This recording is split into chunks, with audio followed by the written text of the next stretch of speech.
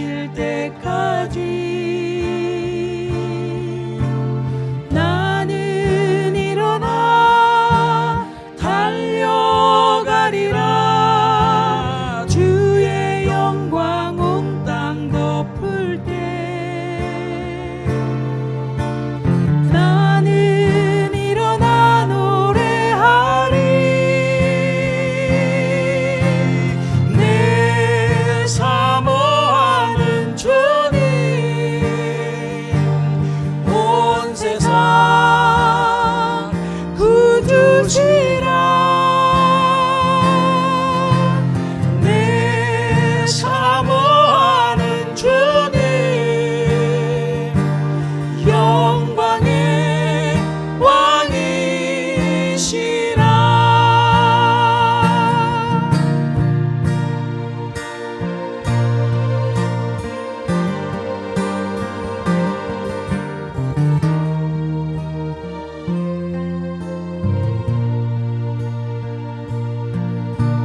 주님 다시 오실 때까지 나는 일어나 달려가리라. 주의 영광 온 땅 덮을 때 나는 일어나 노래하리.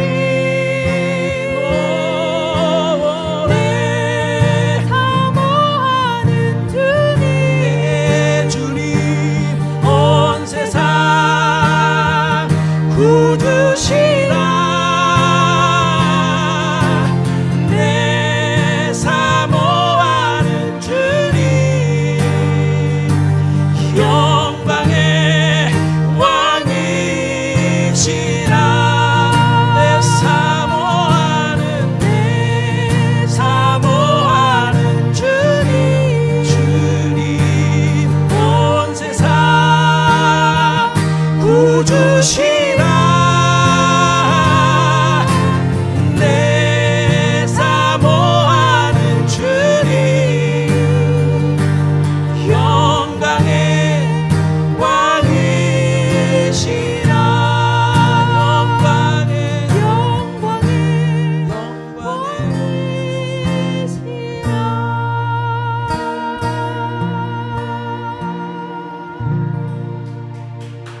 아멘. 기도하겠습니다. 하나님, 이제 이 시간 예배 가운데 하나님의 말씀을 듣습니다. 세상의 말 없게 하시고 사단의 말 없게 하시고 내 생각 내 뜻 다 내려놓게 도와주시고 이 시간 온전히 하나님의 말씀만 듣기를 원합니다. 말씀이 능력으로 우리 가운데 충만하게 역사할 수 있도록 이 시간 우리 주님 성령께서 우리의 마음들을 붙잡아 주셔서 하나님 말씀을 말씀으로 들을 수 있게 하시고 깨닫게 하시고 삶 가운데 실천할 수 있는 능력까지 허락해 주셔서 이번 한 주간도 주님 주신 말씀으로 승리하는 귀한 이 시간이 될 수 있도록 주님 친히 말씀하시고 깨달음을 허락하여 주옵소서. 종을 통하여 하나님 마음껏 이 시간 말씀하여 주옵소서. 예수님 거룩하신 이름으로 간절히 기도드리옵나이다. 아멘. 오늘 제목은 복음과 실현 사이입니다. 복음과 실현 사이. 제가 이 설교를 했던 설교들을 이렇게 쭉 보면은 다 설교 제목이 다르죠. 똑같은 거 하나도 없어요.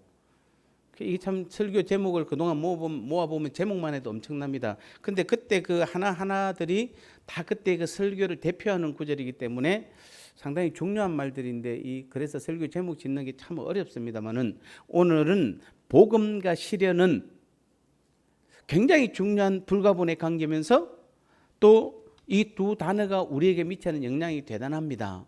그래서 오늘 제목을 복음과 실현 사이 이렇게 해놨습니다.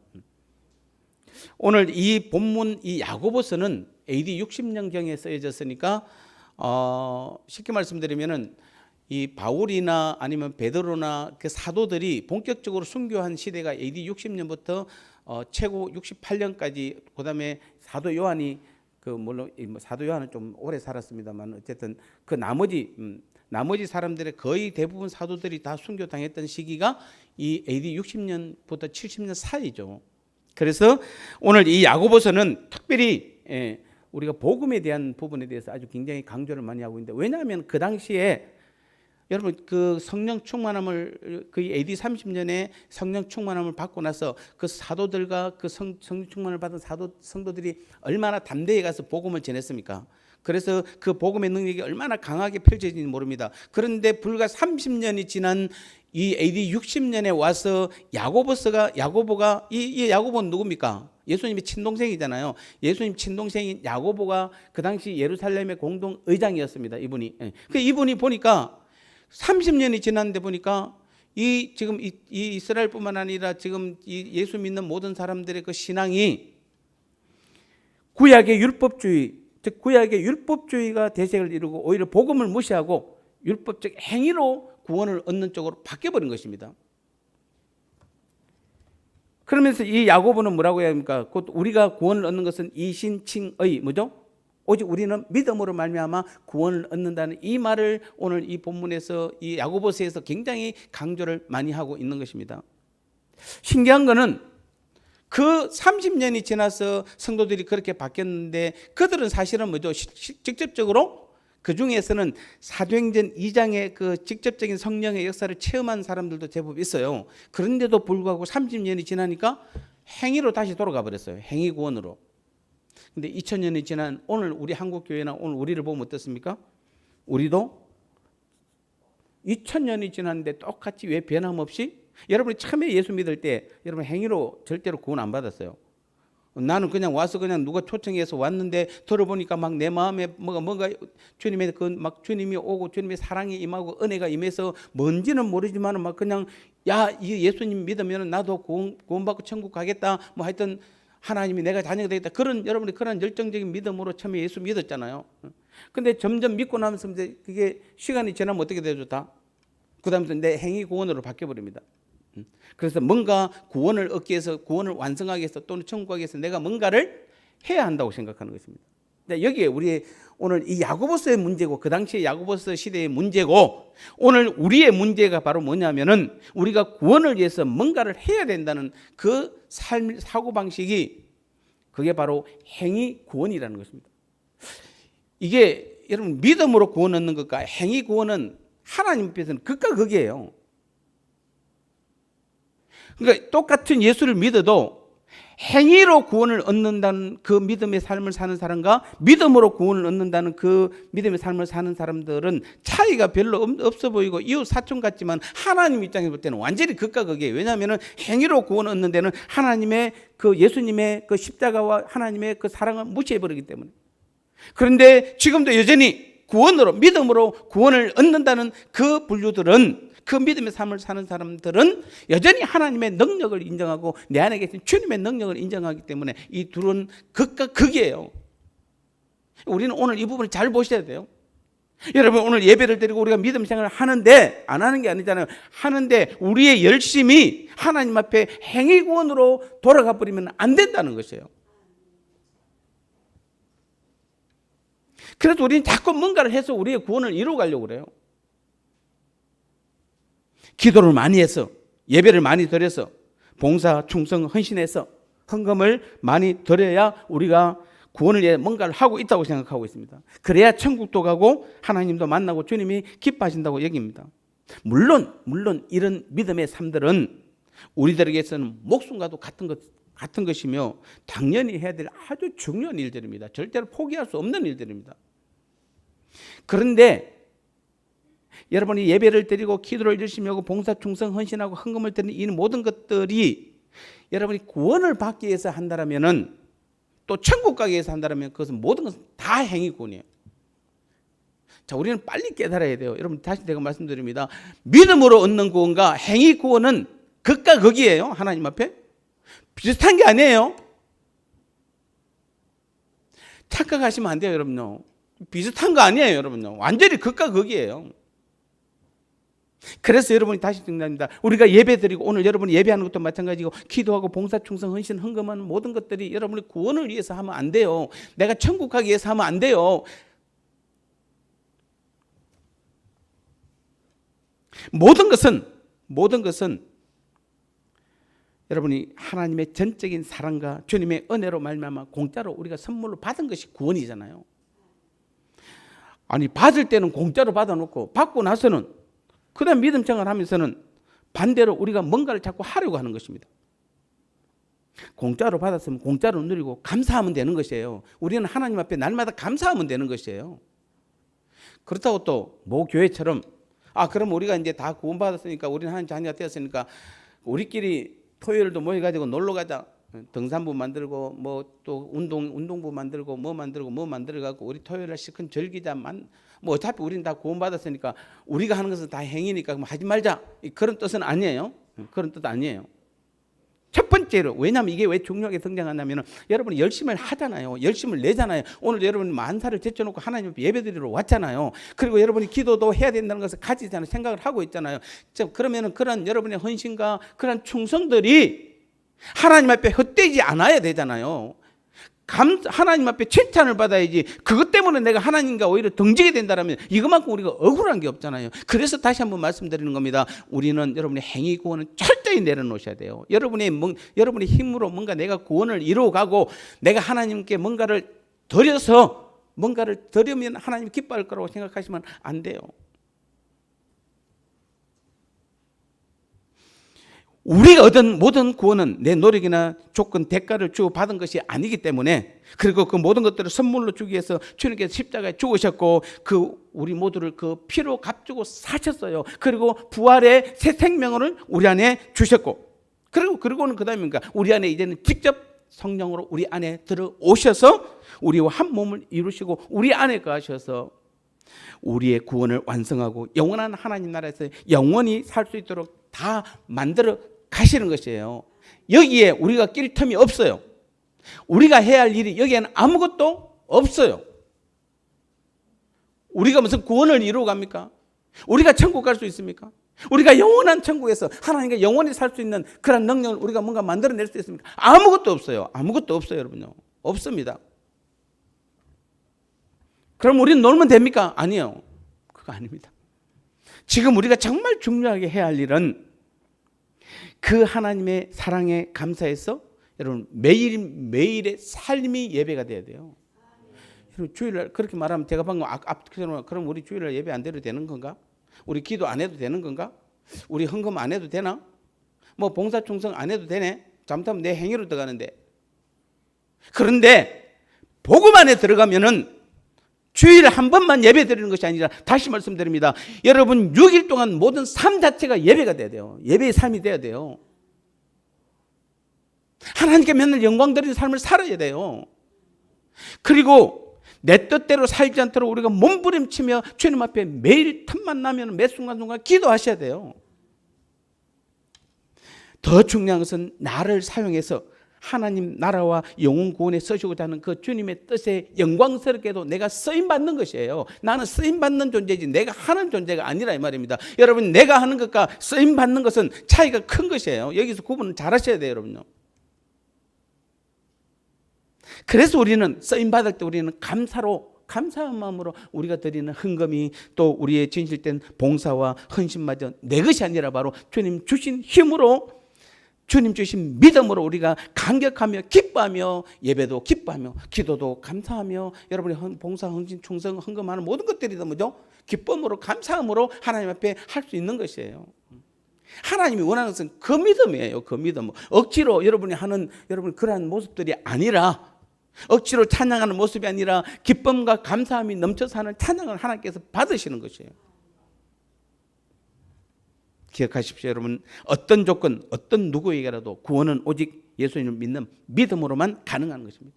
다시 말씀드립니다. 예수님을 믿는 믿음이라는 게 뭡니까? 제가 몇 번 계속 강조합니다. 또 이번에 오늘 또 강조합니다. 예수 믿는 믿음이라는 게 뭡니까? 예수님이 나의 죄 문제뿐만 아니라 부활의 새 생명을 가지고 지금 내 안에 들어오셔서 나의 모든 신앙과 삶의 주인으로 나와 함께 살아간다는 그 사실을 믿고 인정하고 받아들이는 것이에요. 우리 한국교회는 십자가는 다 믿어요. 여러분 십자가 다 믿으시죠? 주님께서 나를 십자가 죽으시면 안 믿는 사람은 아무도 없어요. 예수 믿는 사람은 다. 그래서 여러분이 실제 여러분이 죄를 지을 때 고백하면 여러분 사함 받으면 다 아시죠? 다 인정하세요. 그래서 여러분 고난 주간에는 얼마나 여러분이 경건하게 살려고 노력하는지 모릅니다. 왜냐하면 주님께 나를 십자가에 죽으셨고 그래서 제 문제가 해결됐다는 거 이거 모르는 한국 교인들 없어요. 그런데 그거는 너무 잘 아는데 그 다음이 뭡니까? 제 문제가 해결됐으면 주님께서 부활을 통해서 우리에게 주시는 것이 무엇입니까? 주님 살아나셨네가 아니에요. 그 부활의 새 생명, 주님이 살아난 그 새 생명을 우리에게 주신 것이에요. 그 부활의 새 생명으로 인해서 내가 뭐 하는 것이다? 내가 영원한 생명을 얻은 것이에요. 그래서 부활의 신앙을 믿는 사람은 이제 반으로 줄어들었어요. 그리고 이제 마지막 중요한 것이 남았습니다. 무엇입니까? 하나님 보좌 우편에 올라가셨다가 다시 뭐죠? 보혜사 성령으로 우리 마음 가운데 오신 사건이에요. 여러분 이거는 더 중요한 것이에요. 많은 성도들이 십자가는 믿고 부활은 어느 정도 믿는데 대부분 다 어디서 걸리냐면은 주님이 강림하셔 내 안에 들어오셔서 지금 내 삶의 주인으로 내 안에 함께 계신다는 사실에 대해서는 안 믿어요. 여러분 믿는 것 같으면 안 믿어요. 제가 다시 얼마 전에도 또 그 전문 이 분야의 복음 전문가 그분을 만났을 때 그분이 말했던 건 저는 우리 교회 성도들이 30%만 되면은 30%만 복음 믿으면 정말 좋겠습니다라고 말하니까 목사님 30% 믿으면 그 교회는 난리가 납니다. 폭발합니다. 그분이 말하면 10%예요. 10%만 한국 교회 10%만 그분 학자니까 그런 말할 수 있어요. 10% 정도만 그 3단계를 다 믿어요. 십자가와 부활과 주님이 강림으로 내 안에 들어오셔서 지금 나와 함께 한다는 사실을 우리는 대부분 지금 한국교회는 이 3단계를 안 믿어요. 그래서 여전히 죽으면 천국 간다고만 믿고 있는 것이에요. 그래서 이 땅에서는 천국을 바라보지도 않아요. 그래서 열심히 그냥 세상에 속해서 사는 것이에요. 그래서 안 되면은 안 된다고 난리고. 여러분 우리 교회가 저는 30%만 됐으면 좋겠습니다. 30%만 여러분이 정말 그 3단계까지 복음으로 정말 주님께서 내 안에 들어오셔서 나와 함께 하심을 믿는다라면은 우리 교회를 중심으로 여러분이 이 지역뿐만 아니라 서울 지역이 폭발할 수 있을 것이에요. 120명이에요, 여러분요. 120명이 성령 충만을 받았어요. 그들이 전 유럽을 복음화시켰어요. 그들이 다 한 건 아니지만 그들을 통해서 어디론가 전파되어서 300년 동안 전 유럽을 거의 유럽을 복음화시킨 사건이 그 사람들이잖아요. 여러분 율법주의자들 아니에요. 복음주의자들이에요. 구약의 율법은 이스라엘 자기 나라에만 한정되어 있었어요. 절대로 외부에 나가지도 않았어요. 이방인들은 짐승으로 취급했어요. 율법주의자들은. 그러나 복음주의자들은 뭡니까? 120명밖에 안 됐지만 전 세계에 나가서 주님의 복음이 전파되었어요. 그게 자기들의 능력입니까? 자기들이 행위로 됐습니까? 아니에요. 하나님의 능력이에요. 주님의 일하십니다 이 말입니다. 그게 복음이에요.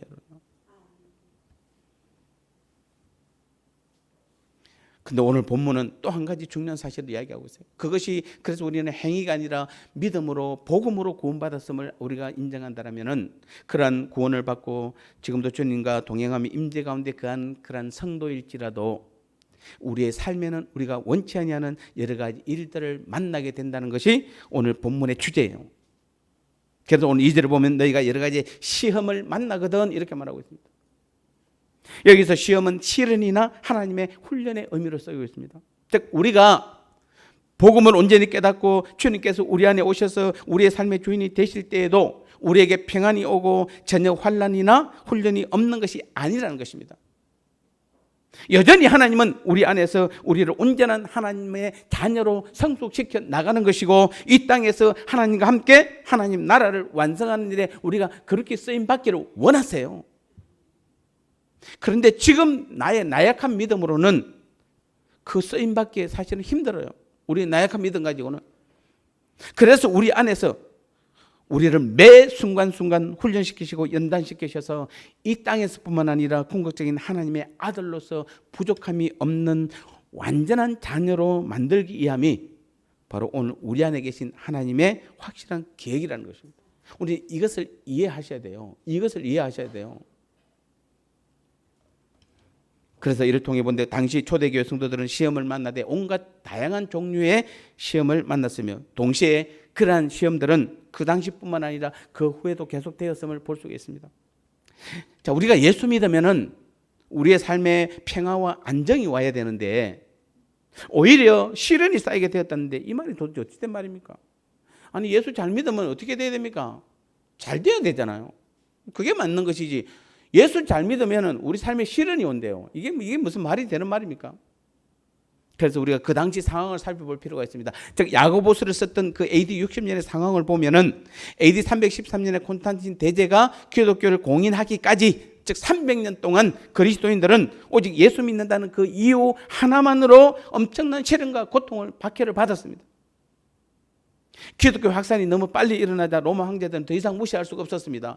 그 당시에 그 성령 충만함을 받았던 복음 중심의 삶을 살았던 그 기독교인들에게 있어서의 그들에게서는 기독교는 국가 종교나 민족 종교가 아니었습니다. 그들에게 있어서 기독교는 모든 전 세계 사람들이 믿어야 할 진리였습니다. 생명이었어요. 그냥 단순히 아니에요. 그냥 민족 종교, 세계 종교 정도가 아니에요. 전 민족이 믿어야 될 진리고 생명이었다는 사실이에요. 그래서 그들은 어떤 형태건 우상 숭배를 거절했습니다. 그리고 황제에 대한 그 신적인 숭배도 거부했습니다. 그래서 그 당시 기독교인들은 로마 제국의 그 전통과 풍습에 대항하는 비협조적인 존재요, 제국의 신들을 부정하는 무신론자들로 인식되었습니다. 그래서 지금 우리와는 비교도 할 수 없는 철저히 무시당했고 철저히 주적이 되었어요. 지금 우리의 주적이 누굽니까? 대한민국의 주적이 어디죠? 우리는 북한이라고 말합니다. 그만큼 우리가 지금 그런, 즉 우리가 북한을 미워하듯이, 아니요, 그거보다도 더 많이 훨씬 더 박해를 받았고 무시당했고 미워했던 대상이 바로 그 당시에 기독교인들이었어요. 여러분 지금 우리나라 기독교인들이 어떻습니까? 여러분 어디 가면 당당하게 내가 기독교인다 말하기가 좀 부끄러울 정도로 요즘 우리가 좀 많이, 적어도 20년 30년 전만 해도 우리는 어디 가서도 당당하게 우리 기독교인이라는 것을 내세우는데 지금은 당당하지 못합니다. 그리고 많은 사람들이 조금만 문제가 되면 교회를 집중 공략합니다. 왜? 코로나도 실제로 교회가 뭐 영향을 미친 것도 있습니다만 다른 데가 훨씬 더 많은데도 불구하고 왜 교회가 타겟가 됩니까? 라고 말한다면은, 그래서 우리가 그것 때문에 고난 당한다고 말한다면은, 그 고난이라 하면은 그 고난은 그 당시 이 야고보 시대에 그 성도들이 당했던, 기독교인들이 당했던 고난과는 비교할 수 없을 정도로 그들은 혹독한 고난을 당했다, 이렇게 말하고 있습니다. 특히 그래서 기독교인들에 대한 그들의 박해는 상상 이상이었습니다. AD 64년에 네로 황제의 박해, 81년에 도미티안 황제의 박해, 그리고 250년에 데시우스 황제의 박해는 말 그대로 혹독했다. 그래서 세계 3대 우리 기독교의 박해, 그 세 가지, 그 세 황제가 3대 박해에 해당돼요. 여러분 이 야고보서 쓸 때가 AD 60년이니까 64년에 네로 황제의 박해가 대박해가 있었어요. 그러면 4년 남았잖아요. 그럼 그때 갑자기 박해였습니까? 아닙니다. 이때부터 이미 박해가 시작된 것이에요. 그래서 우리가 이 역사적으로 보면 65년에 베드로가 순교됐고 68년에 바울이 순교했고, 그러한 순교자들이 이때 다 들어가 있어요. 여러분 그들이 그냥 순교한 것이 아니라 그 당시의 상황이 이미 어떤 상황이었다? 기독교인이라면은 모든 사람들의 미움의 대상이 되었고 철저히 무시되었고 무조건 박해의 대상이 되었다는 사실이에요. 그래서 기독교인들이 신앙을 버리도록 고문하고 공갈, 협박, 몰수 등의 모든 방법이 다 동원되었습니다. 끝까지 거절한 자들은 무참히 죽였습니다. 겨우 살아남은 자들은 불구자로 고생했습니다. 여러분 지금 예수 믿는다고 나라에서 여러분의 재산을 몰수했습니까? 혹시 그런 분 계십니까? 예수 믿는다고 나라에서 여러분 죽였습니까? 혹시 여러분 주위에 죽은 사람 있습니까? 아니면 예수 믿는 것 때문에 여러분이 그냥 고문당해서 여러분 지금 불구자로 살아간 사람 있습니까? 그래서 그들은 박해가 시작될 때마다 카타콤이라는 지하로 숨어 들어가게 되었고, 살아남기 위해서는 계속적으로 파들어가기 시작하여 한없이 길고 긴 미로가 형성되었던 것입니다. 이것이 처음 성령 충만함을 받고 300년 동안 만들어진 교회가 가장 고통스러웠던 시절, 그러나 한편으로는 가장 영광스러웠던 시절의 기념품이 바로 그 카타콤이라는 것입니다. 지금도 있죠. 지금도 남아 있습니다. 놀라운 사실은 여러분 야고보서가 쓰여진 그 AD 60년으로 본다면 이 서신은 그때부터 시작되는 대박해, 언제까지입니까? AD 313년까지예요. 그 대박해의 그 무서운 박해가 시작되는 초기에 써있던 것입니다. 그 길고 무서운 그 박해 시절에 성도들은 야고보서의 말씀을 통해서 많은 위로와 용기를 얻었을 것입니다. 여러분 지금 우리가 코로나 때문에 힘들다고 그러는데 여러분 코로나 해발 꼴약 지금 4개월밖에 안 됐어요. 그리고 여러분 꼴짝 힘들다는 게 뭡니까? 마스크 쓰는 것이죠. 그리고 조금 떨어지는 것입니다. 뭐 어디 가는 데마다 뭐 마스크 쓰면 거의 뭐 대부분 크게 뭐 그것도 영향 받지 않습니다. 여러분 어디 코로나 때문에 여러분 예수 믿는데 방해가 되었습니까? 여러분 예수 믿는 것 때문에 코로나가 여러분이 뭐 교회 못 가게 만들었습니까? 물론 우리가 영상 예배로 드리는 부분이 있었지만 영상 예배도 드릴 수 있었잖아요. 자, 이것이 그들의 당시 이들의 당한 박해에 비하면 지금 우리가 지금 박해당하고 있는 것입니까? 아니지 않습니까? 만약에 여러분 지금 코로나 때문에 믿음 버리고 신앙 여러분 교회 못 나온다고 한다면 여러분 심각하게 고민하셔야 돼요. 정말 우리가 지금 이 야고보서는 60년에 써있고 313년까지 얼마나 많은 성도들이 박해를 받으면서 이 말씀을 갖고 위로를 받았겠습니까? 특히 여러분 네로 황제 64년에 네로 황제의 핍박이 극심했을 때에 히브리서에는 당시 그때 그리스도인들이 여러 가지 피 흘리며 핍박과 고난에 대해 기록을 하고 있는 것입니다. 히브리서 11장 36절에서 38절에 보면은 그 당시 네로 황제의 시대에 그 성도들이 얼마나 핍박을 받았는지 히브리서는 정확하게 기록을 하고 있어요. 제가 한번 읽어보겠습니다. 히브리서 11장 36절에서 38절에 보면 자, 어떤 이들은 희롱과 채찍뿐만 아니라 결박과 옥에 갇히는 시험도 받았으며 돌로 치는 것과 톱으로 켜는 것과 시험과 칼에 죽는 것을 당하고 양과 염소의 가죽을 입고 유리하며 궁핍과 환난과 학대를 받았으니 이런 사람은 세상이 감당치 못하도다. 저희가 강야와 산중과 암울과 토굴에 유리하였느니라. 여러분 이 시대가 바로 네로 황제가 핍박하던 그 시대의 성도들의 겪은 것을 실제로 히브리서가 기록한 것이잖아요.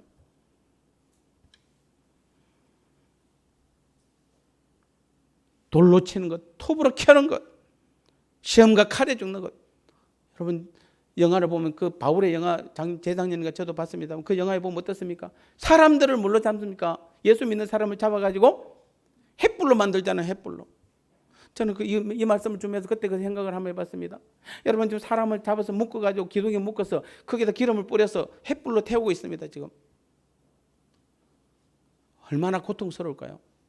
그들은 무엇 때문에 그런 고통을 당합니까? 예수 믿는 것 때문에, 복음 때문에. 복음은 그런 것이에요, 여러분. 예수 믿는 것은 그런 것이에요, 여러분.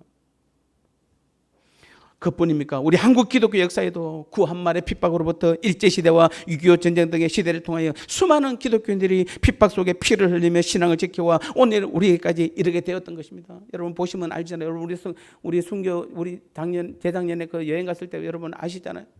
여러분 우리 민족은 고사하고 자기 나라도 아닌데 자기 민족도 아닌데 그 먼 나라에서 여기까지 와가지고 우리 민족을 구원하기 위해서 그 복음 하나 들고 이 땅에 와가지고 자기만 죽었습니까? 자기 자녀들도 태어나자 그날 바로 죽은 아들도 있고 며칠 살다가 죽은 아들도 있고.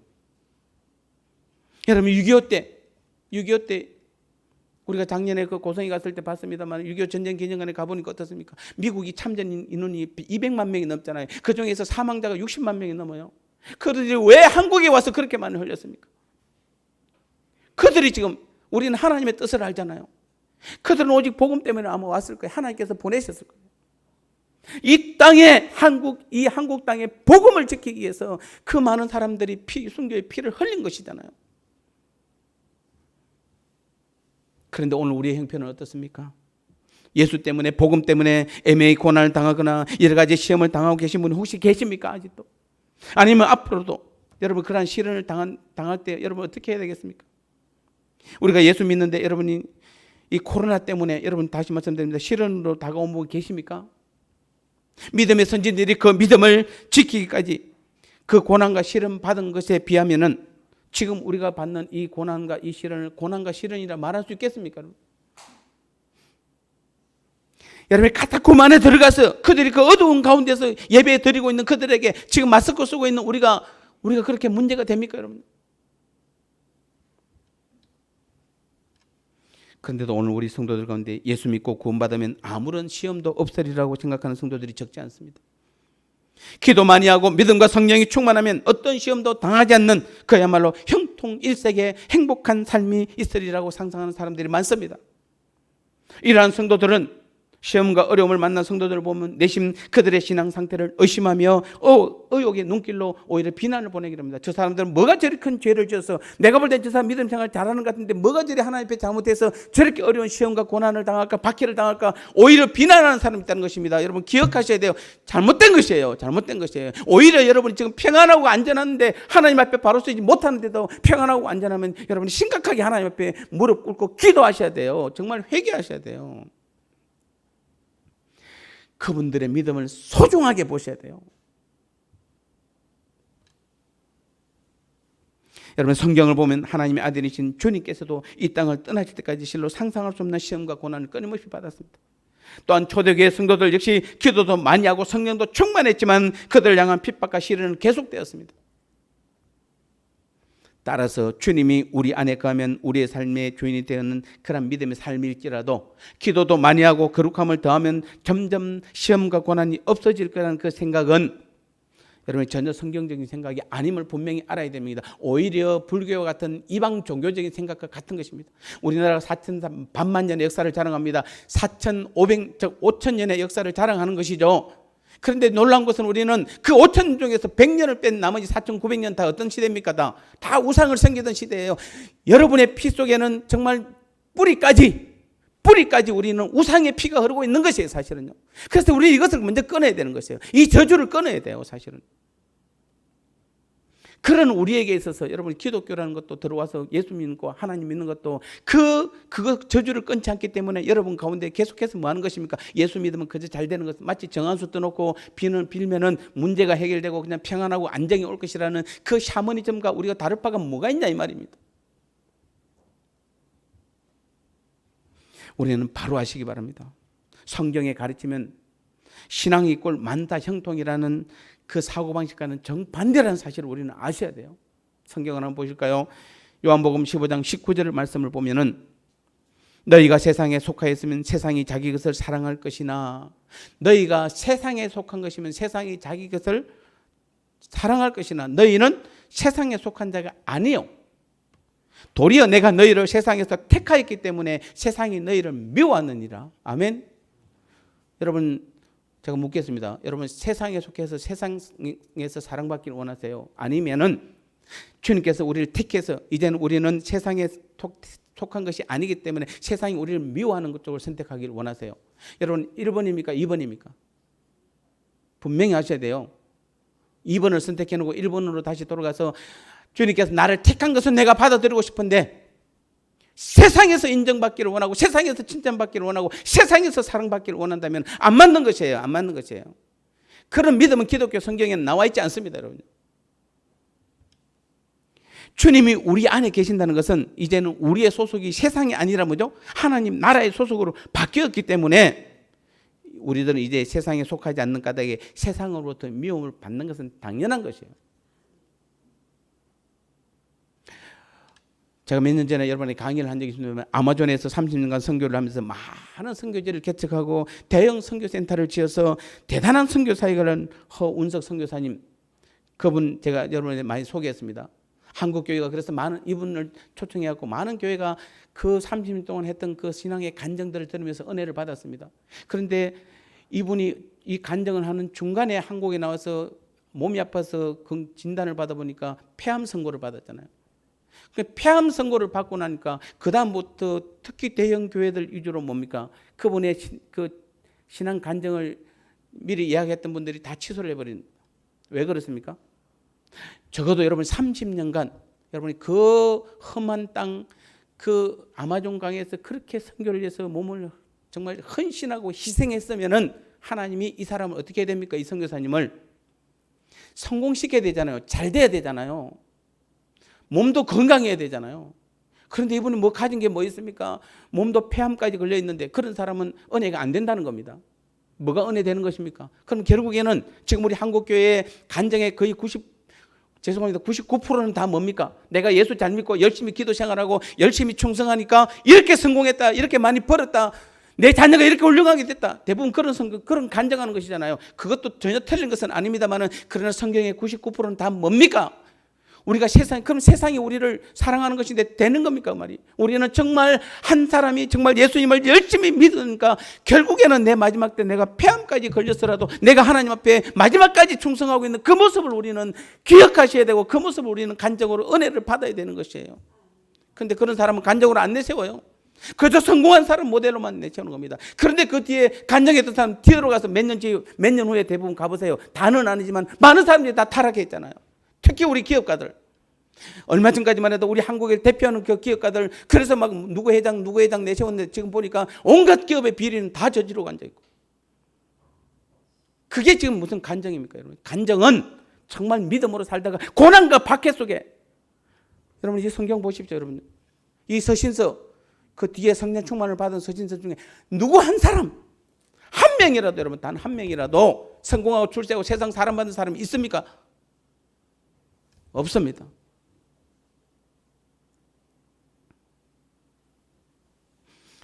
만약에 그런 게 있다면 그런 것은 다 여러분 거짓 복음이고 가짜 복음이고 사단의 복음입니다. 그럼 우리는 예수 믿고 구원받은 사람에게는 더 이상 시험이나 어려움이 없으리라는 안이한 생각은 버려야 되는 것입니다. 이 땅을 떠나기까지는 사단이 끊임없이 우리를 대적하는 것입니다. 공격하는 것입니다. 그것도 집요하게. 그래서 우리는 항상 깨어 있어야 되는 것입니다. 따라서 우리는 고난과 시련을 통과해야만 올바른 성도가 되는 것입니다. 초대교회 300년 동안은 성령 충만을 받고 300년 동안은 다 성령 충만을 받았고 목숨을 바쳐 선교하며 하나님 나라를 위해 모든 것을 다 헌신하였지만, 심지어는 가정도 자녀들도 세상의 모든 좋은 것들을 다 버렸지만 그들에게 보상이 무엇입니까? 여러분 우리가 기독교 역사를 보면은 초대 300년 동안만, 초대교회 300년 동안은 복음의 전성기라고 따지면은 그 다음에 313년부터 1500년까지는 기독교의 암흑시대예요. 거의 1000년 동안 암흑시대예요. 그리고 500년 전에 마르틴 루터 종교개혁에서 그나마 개신교가 지금 빠져나와서 지금 약 500년 동안 그나마 지금 우리 기독교를 이끌어가고 있는 것이에요. 그런데 또 그 기독교마저 500년 지난 지금은 대부분 많이 타락해 있고, 특히 오늘 말씀대로 행위 구원 쪽으로 많이 치우쳐 있고, 진짜 복음을 외치고 복음을 깨닫는 그 하나님의 백성들이 지금 많지 않다는 사실을 우리는 기억하셔야 돼요. 그 초대교회 300년 동안 그들에게 보상은 없습니다. 세상에 성공 없었습니다. 큰 벼슬도 없었습니다. 아니 마지막이라도 부귀영화라도 누리면 많은 사람이 칭찬받아야 되는데 그런 거 하나도 없습니다. 성령 충만을 받은 대부분의 사도와 성도들은 다 어떻게 됐습니까? 순교했습니다.